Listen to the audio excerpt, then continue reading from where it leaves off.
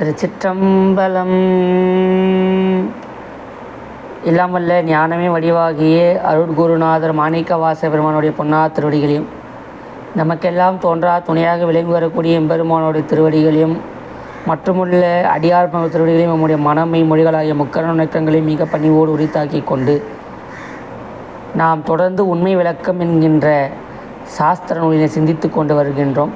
அதனைத் தொடர்ந்து நாம் இன்று இரண்டாவது செய்தியினை சிந்திக்க திருவள்ளுவர் கூட்டியிருக்கின்றது. சென்ற வகுப்பில் நாம் எதனை பார்த்தோம்னு சொன்னால், நம்மளுடைய பொய்காட்டி பொய்யகற்றி போதானந்த பொருளாம் மெய்காட்டும் மெய்கண்டாய் என்கின்ற அந்த முதற் செயலினை சிந்தித்தோம்.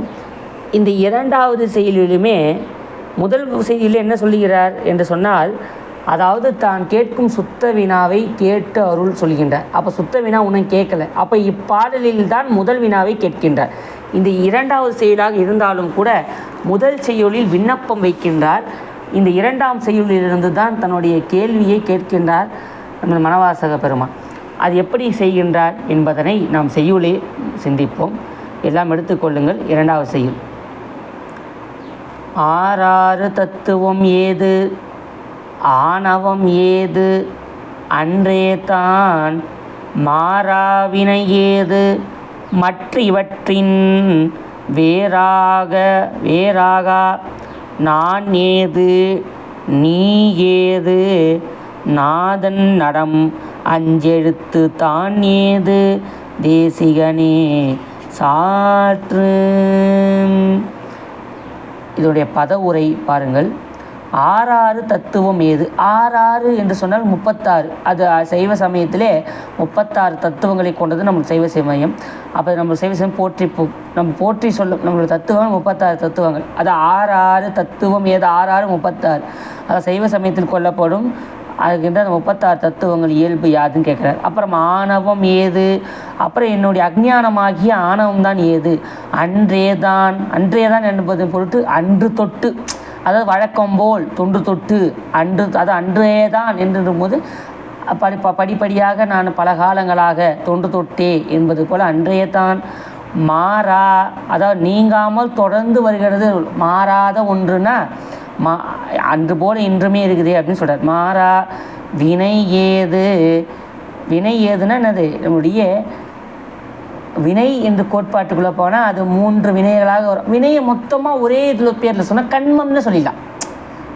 அதாவது கண்மம் அப்படின்னா முடிஞ்சிச்சு. அதில் பாருங்க, வினை அப்படின்னு வினை, அதாவது வினை 3ஆக சொல்லுவோம்.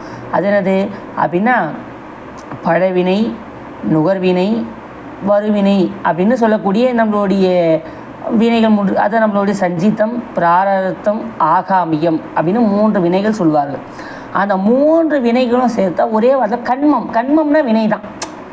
அப்புறங்க கண்மம்னாலே வினை கோட்பாடு. அதை சொல்கிற வினை ஏது கண்மத்தின் இயல்பு யாதுன்னு கேட்குற.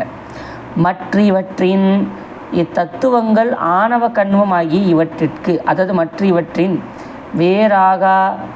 வேறாகாமல் அவற்றோடு கூடி அவையாக ஒற்றுமைப்பட்டு வருகின்ற நான் ஏது என்ற வழியால் என் இயல்பு தான் ஏது.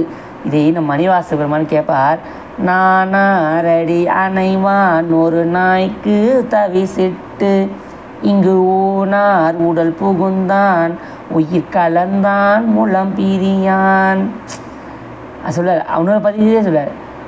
நானார் என் உள்ளமார் ஞானங்கள் ஆரென்னை ஆரறிவார் வானோர் பிரான் என்னை ஆண்டிலனையில் மதிமயங்கி ஊனார் உடைத்தலையில் உண்பலித்தேர் அம்பலவன் தேனார் கமலமே சென்றுவதாய் கோத்தும்பி என்று அற்புதமாக சொல்வார் நம்ம மாணிக்கவாசக பெருமான். அப்படி நான் ஏது இதுதான் அல்லவா பெரியவங்களுடைய ஆன்மீகத்திலே நாம் இந்த நூல்களெல்லாம் படிப்பது எதற்கு? இந்த நூல்கள்லாம் படிக்கிறோம். இந்த உண்மை விளக்கெல்லாம் திருவள்ளுவரெல்லாம் படிச்சுட்டு வரோம். இது எதுக்காக படிக்கிறோம்? எதை நம்ம எழுதிட்டாங்கன்னு படிக்கிறதா? இல்லைங்க. தாயாரு தன்னையறின் இன்பமுற வெண்ணிலாவே வள்ளலார் பாடுகிறார். தன்னை அறிய தனக்கு ஒரு கேடு இல்லை. என்னோட முன்னோர்கள்லாம் என்ன சொல்கிறார்? வள்ளலாரெல்லாம் சொல்லுது தன்னை முதல்ல அறியணும். சிவன் பாருங்க, நம்மளை மட்டும் விட்டுருவான், ஊருக்கு கதையெல்லாம் பேசுவான். எதிர் வீட்டில் இருக்கிறவங்க என்ன நீ நான் தப்பு பண்ணுற, அவங்க நான் தப்பு பண்ணுறாங்க. அப்படியா, பக்கத்தில் யாரோ ஒருத்தவங்க போயிட்டாங்களாமே. இதையே கதை நம்மளுக்கு உட்காந்தா நம்ம என்ன வேறு திருவாசக தேவரமாக பேசுகிறோம். 10 பேர் உட்காந்துட்டா அந்த கதை இந்த கதை ஊர் கதை வெட்டி கதை இதை தான் நம்ம செய்கின்றோம், இதை தானே பேசுகின்றோம். அப்போ பாருங்கள், நான் ஏது நம்ம அதுக்குள்ளே நம்ம சிந்திக்கணும். நானாரு, என் உள்ளம்தான் யார், நம்மளப்பட்ட ஞானங்கள் தான் யார், நான் பேசுகிறேனே இது நானாக பேசுகிறேன்னா, நான் இது கை எந்தா, இந்த உடம்பு என்னுடையதா, நான் யார் சாப்பிட்றது, எனக்கு ஏன் இந்த இன்பத் துன்பம் வருது அப்படின்னு சிந்திக்கணும். ஒருத்தர் பணக்காரனாக இருக்கிறேனே, ஏழையாக இருக்கிறேனே, ஏழையாக இருப்பது யார் குற்றம், பணக்காரனாக இருப்பது அவனு குற்றமா, நான் ஒருத்தன் அழகாக இருக்கிறான், ஒருத்தன் நல்லாவே இல்லை, அப்புறம் ஒருத்தன் பிச்சை எடுக்கிறான், ஒருத்தன் பிச்சை போடுறான். பிச்சை எடுக்கிறவனும் பிச்சை போடுறவனும் மனுஷன்தான், எடுக்கிறவனும் மனிதன், போகிறவனும் மனிதன். அவன் ஏன் அப்படி இருக்கணும், இவன் ஏன் இப்படி இருக்கணும், இதெல்லாம் நம்ம சிந்திக்கிறோமா? அப்போ நம்ம நான் யார் அடி அணியும், நம்ம யார் நான் யாருன்னு சிந்தித்தால் அதான் சொல்லி, இதுதான் பெரிய கேள்வி. அதை நம்ம சிந்திப்பதே, பல பேர் நான் என்பதே ஆணவம் நினச்சி அகங்காரம் நினச்சி விட்டு போகிறவர். நான் என்பது அகங்காரம் தான், ஆனால் நான் என்பது தெரிந்தாத அளவு அகங்காரம் நீங்கும். நான் என்பதை நினைக்கூட தான் எப்படி ஆணவம் நீங்கும். அதை சொல்ல, நான் ஏது, சரி நான் ஏதுன்னு சொல்லி விட்டால் நீ ஏது. இப்போ நான் சில பேர் பாருங்கள், எதுக்கு தான் கும்புறானே தெரியாமல் கும்பிட்டுருப்பான்.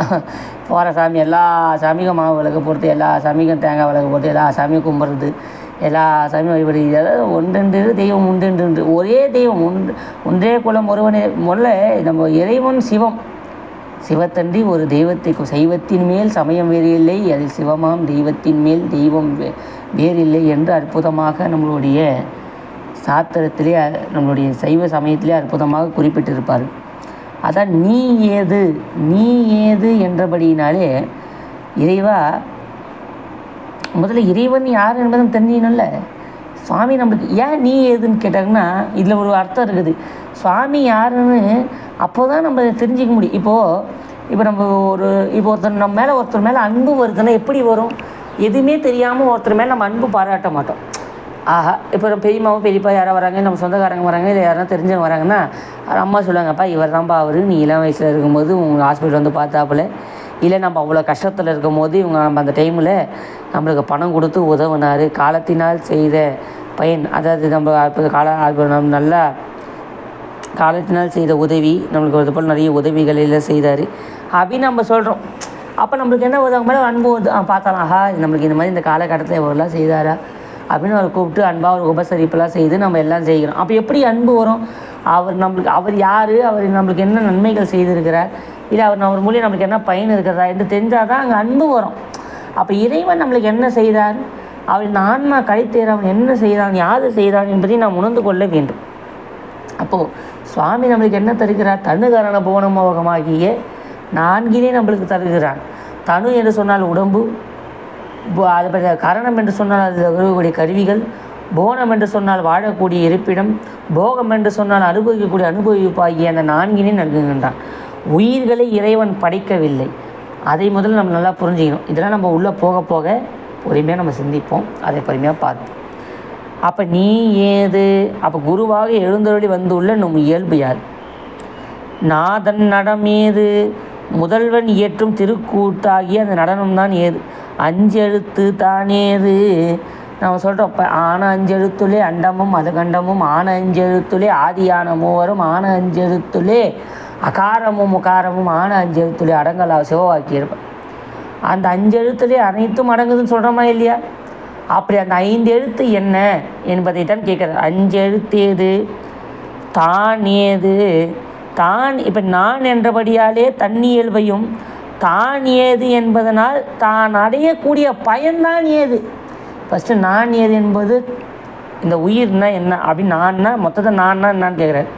தான் ஏது என்றபடியாலே தான் எய்தக்கூடிய பயன் ஏது. இப்போ நான் எதுக்காக பிறந்துக்கிறேன், தான் எதுக்காக, எந்த நோக்கம், வாட் ஆர் த ஸ்கோப், நான் பிறந்ததுக்கான ஸ்கோப் என்ன, அதுக்கான நோக்கம்தான் என்ன அப்படின்னு.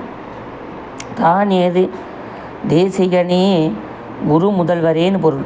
சாற்று இவ்வினாக்களுக்கு விடை கூறி அருள்கன்னு அற்புதமாக சொல்லுகிறார். இதோடைய பொழிப்புரை பாருங்கள். 36 தத்துவங்களின் இயல்பு யாது என்று முதல் கேள்வி. அது கேள்வி அப்படியே பார்த்துங்க.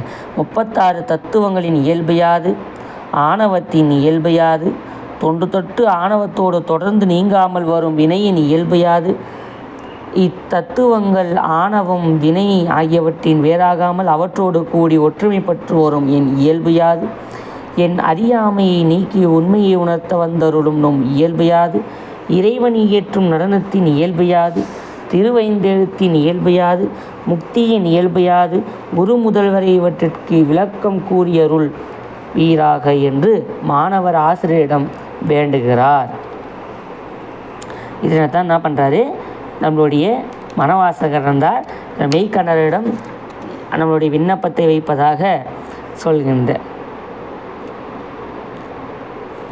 பாருங்க. உயிர் எதனை சார்கிறதோ அதன் தன்மையை தான் பெறும். அதான் சொல்கிறார் பாருங்க, உயிர் எதனை சார்கிறதோ அதன் தன்மையே தன்மையாக கொண்டு நிற்பக்கூடியது. இப்பிறப்பு நிலையில் உயிர் உடம்பை சார்ந்து உடம்பின் தன்மையே தன்மையாக கொண்டு உடம்பாகவே நிற்கிறது என்பது தெளிவாக தெரிகிறது. அவ்வாறே முக்தி நிலையில் உயிர் சிவத்தை சார்ந்து சிவத்தின் தன்மையே தன்மையாக கொண்டு சிவமாகவே நிற்கும். சிவம் தன்னையே தன்னை உணர்ந்து அப்படிப்பட்ட சிவம் தன்னையே தந்து உயிரை தன் வண்ணமாக்கிவிடும். அதான் சொல்வார் மாணிக்க வாசக பெருமானே இதை சொல்லியிருப்பார். சித்தமலம் அறிவித்து சிவமாக்கி இணையாண்ட என்று சொல் சிவமாகி தம்மை ஆட்கொள்வான். அப்படி மாணிக்கத்தை சார்ந்த பளிங்கு தன் நிறத்தை மாணிக்கத்தின் நிறத்தை முழுவதமாக பெற்று மாணிக்கமே என்று சொல்லும்படியாக நிற்பது போன்றது. இதுவே தானாதல் ஆகிய முக்தி நிலை. இது இப்போ நம்ம நல்லா புரிஞ்சுக்கணும். சிவமாம் தன்மையை பெறுதல் என்று சொன்னால் இறைவனோட காட்சியை பெற்றுக்கொண்டு அதாவது இறைவனுடைய அந்த அருளிலே நிற்பதை ஒழிய இறைவனாகவே மாறுவது என்பது இல்லை. இது நம்மளால இதில் ஊன்று புரிஞ்சுக்கணும். அதாவது இறைவனாகவே இந்த உயிர் மாறாது. எக்காலத்தும் உயிர் இறைத்தன்மையை பெறாது. உயிர்கள் என்றுமே சிற்றறிவும் சிறுதொழிலும் உடையது.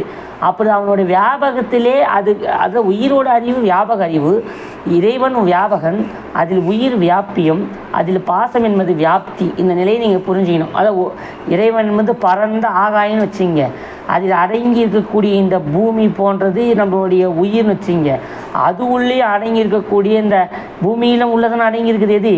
சமுத்திரம், இந்த மரம் செடி கொடி, இதுதான் பாசம்னு வச்சிங்க. இப்போ ஆகாயம், அதாவது ஆகாயத்துக்கு எல்லையே இல்லை. ஆகாயம் என்ற வெளி, அது இறைவன் எங்கேயும் வியாபிச்சு இருக்குது ஆகாயம்.